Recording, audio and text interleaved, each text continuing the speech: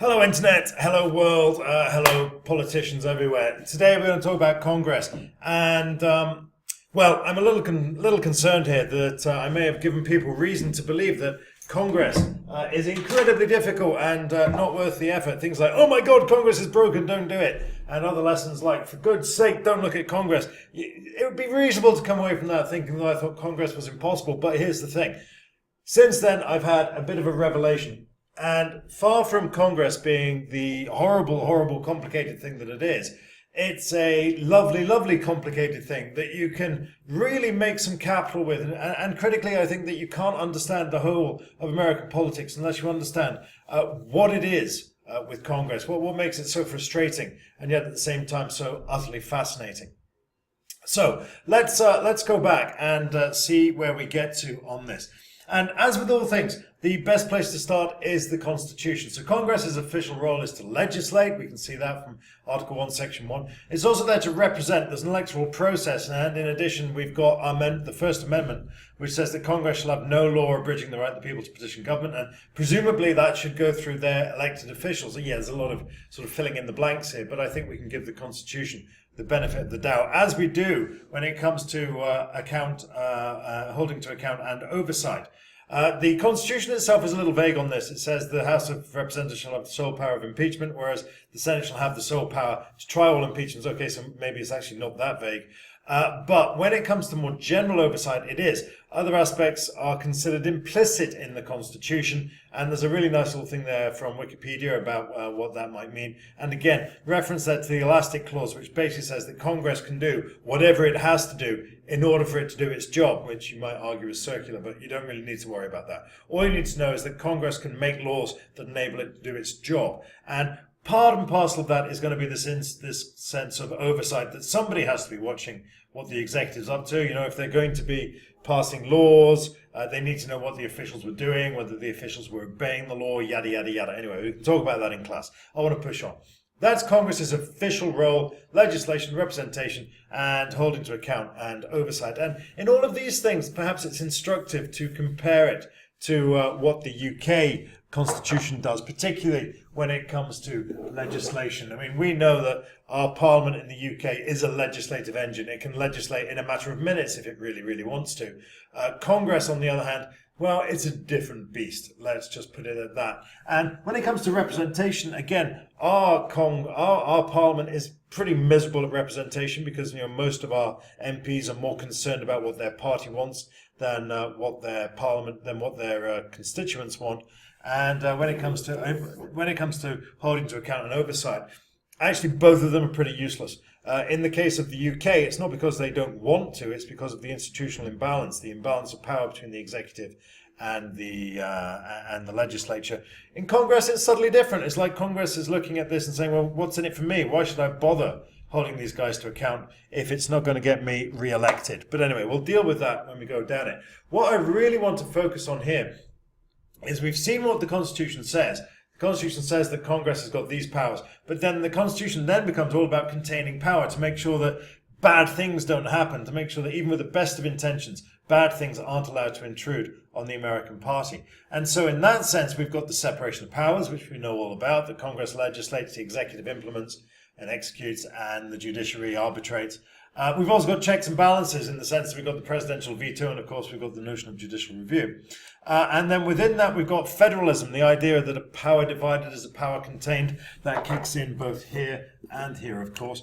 And finally, we've got mechanical dysfunction. Now, this is not really in the Constitution, but it kind of arrives from all of these principles. And I'm going to need to explain exactly what this means because it's at the heart of everything that Congress does. It can be very simply summed up as Congress is not supposed to work. Congress is not supposed to work. Now, here we go. Congress says, the Constitution says that all legislative powers herein granted shall be vested in the Congress, yada, yada, yada. Now, the key phrase here is this one. All legislative powers herein granted. That is a specific set of powers. It cannot go beyond that. It has to look at this specific set of powers, and if it's not in that specific set of powers, then Congress can't do it. And what are those powers? Well, we can see them here. There's a stack of them. La, la, la, la, la, la, la, la, la. And this is all Section 1, Article 8. Section 1, Article 1, sorry, Section 8. And there's lots of them, and they're interesting, and you should read them. But we can summarize them by saying that Congress is basically there to ensure consistent business and trade regulations, so that one state can trade with another. That's really their primary job. Let's just look back at this. We look at this, we see that it's all about uniform imports and that sort of stuff. And then the national government borrows money, and then it's regulating commerce between the several states, uniform rules, coining money, in other words, just one currency, everyone's using the same currency. Of course, the same there with post offices. This is all really, really boring, and it's all about enabling states to trade with states. Then it comes to the big ticket items, the sort of national government job, declaring war, raising and supporting armies. These are things really that only a federal government, a national government, can do in terms of what it's appropriate for them to be doing. And of course, all of this is very, very clear. And what it tells us, as I said, is that Congress's job is basically to establish consistent business and trade regulations so that states can trade with one another, to declare war, and to maintain armed forces. That's it. Again, we come back to this idea that the states precede the union, both in terms of importance and in terms of temporal existence. In order to have a United States, you need to have the states first, and so the states come first. The United States exist to serve the will of the states and the interests of the states. That's why we have this federal government. The federal government exists to ensure that the states can get on with their stuff. Nearly said something else there. They can get on with their stuff and indeed get on with each other. And then on top of that, we take Congress itself and we say we're going to make life as difficult as possible. So we get a Congress, and here it is. So here's a Congress, and then we divide that into a House and into a Senate, and then we further subdivide that into a network of committees. And that's really, really complicated. And then we've got a legislative process that sort of comes in here and then goes like that. And maybe, a bill goes in at one end and then that comes out at the other end. But frankly, it's much more likely that at some point here or here or here, the bill dies. And this is where bills come to die. Congress is not designed to pass legislation. In fact, it is designed to make passing legislation incredibly difficult. And again, here we have a contrast with our own assembly, whereby it's very much a sort of after you turnstile school of legislating. All of which is pretty straightforward. But then things get really, really, really messy. And the way in which they get messy is straightforward. It's called the 20th century. Now, you being urbane and sophisticated individuals, I don't need to tell you that the 20th century was just this ongoing crisis. It was just one thing after another. And what we found was that it was virtually impossible for these to be dealt with on a state-by-state basis. And instead, the federal government, both at an executive and a legislative level, was obliged to come in. And we can see here particularly the law being involved there, and to a certain extent here, this is all about the executive. And this is the big problem, that the events of the 20th century basically pulled the Constitution to a point where it could barely cope. And as a result of which, expectations of central government changed, but central government itself didn't get any new powers. And this was a real problem. And then we see that things actually get worse. Now, Congress can get around structural and procedural problems when it has to compromise and coordinate and cooperate. And at times of crisis, it will do this. When the proverbial is about to hit the fan, then suddenly all of these problems that beset Congress are overcome with a sense of compromise, coordinate, and cooperation. But if these aren't forthcoming, then frankly, nothing happens. And that's a real problem. This is pretty much where we are now. So the big issue with Congress is being able to explain why it is that this compromise, coordination, and cooperation is no longer happening. And really that comes down to, you can see here how expectations of Congress have raised. So we were expecting them to pass laws, and then suddenly, actually, we're not very good at it anymore. And obviously during periods of crisis, look at this. Then Congress can get its sugar, honey, iced tea together. But when there's not that incentive, when there's not the imminent sense of pending disaster, then all of those schisms, all of those fractures within Congress are reasserted and productivity just slides off the scale. If we drill into that later stage, we can see it here. We can see all sorts of declining. Well, the trend here is very, very clear. I mean, there's always going to be anomalies as we go up and down. But basically, Congress is becoming less and less productive. And, now we need to explain why. So, what's the problem? And it all comes down to this compromise, coordination, and cooperation. Party polarization. Now, we need, I suppose, to have a quick look at this.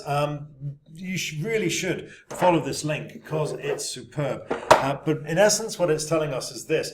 Congress used to get along. This is a sort of network of cooperation, if you will, and this is a complicated algorithm designed by this Harvard computer tech. And what he's found is that this is what cooperation looked like in 1989. If we come to 2013, I mean, quite clearly what we've got here is clear water between the two parties. They're just not compromising. They're just not coordinating. And they're certainly not cooperating. And we need to ask why that is.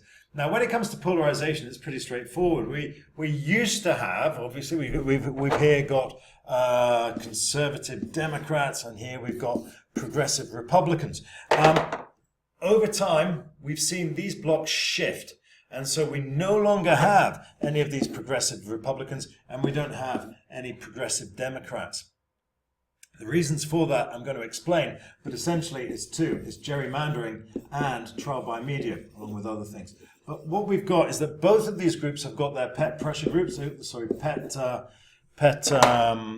news agencies. So we've got Fox over there, we've got MSNBC. And one would anticipate that MSNBC is going to have a pop at Fox and that Fox is going to have a pop at MSNBC. But what we're finding, and this is where it gets really, really interesting, is that not only are they having a pop at the opposition, Fox is also having a pop at any Republicans who stray outside of what's perceived to be ideological purity. And it's the same here with MSNBC. And so MSNBC are not just having a pop at the Republican Party, they're also having a pop at these turncoats who are not the most democratic they can be. And similarly, Fox is doing exactly the same. So they're having a pop at all of these guys.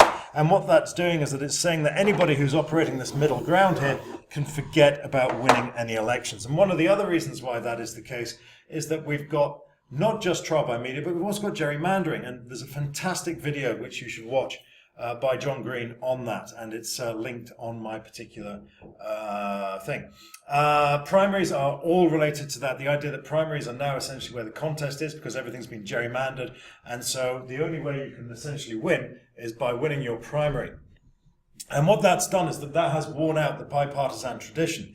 And so all of these guys who grew up in the bipartisan tradition now don't know, now they've been kicked out. And what we've got are people who are stemmed in partisan politics. They're not used to cooperating and coordinating, and as a result of which that's all been blown out of the water.